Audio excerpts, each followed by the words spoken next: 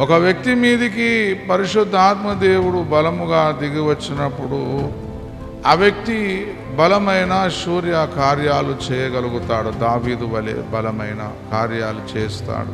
ఆత్మీయ పోరాటం చేయగలుగుతాడు. దావీదు ఎట్లనైతే గొలియాతును ఎదుర్కొన్నాడో, హల్లెలూయా, బడిసెల రాయితోనే పోయినాడు కదా, గెలిచినాడు. అట్లనే పరిశుద్ధాత్మ అభిషేకం పొందుకున్నవాడు బలమైన కార్యాలు చేస్తాడు. బలమైన భీకరమైన యుద్ధము చేస్తాడు. ఎటువంటి శత్రువునైనా ఎదుర్కోవడానికి వాడికి గుండె నిండా ధైర్యము ఉంటుంది.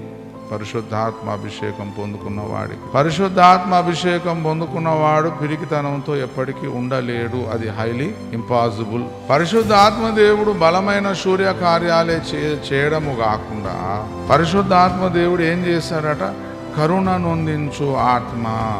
పరిశుద్ధాత్మ దేవుని అభిషేకం ఒక వ్యక్తి పొందుకున్న తర్వాత ఆ వ్యక్తి ప్రేమ కలిగిన వ్యక్తిగా మారుతాడు. కరుణ చూపించే వ్యక్తిగా. కరుణ నొందించు ఆత్మ అన్నాడు కదా.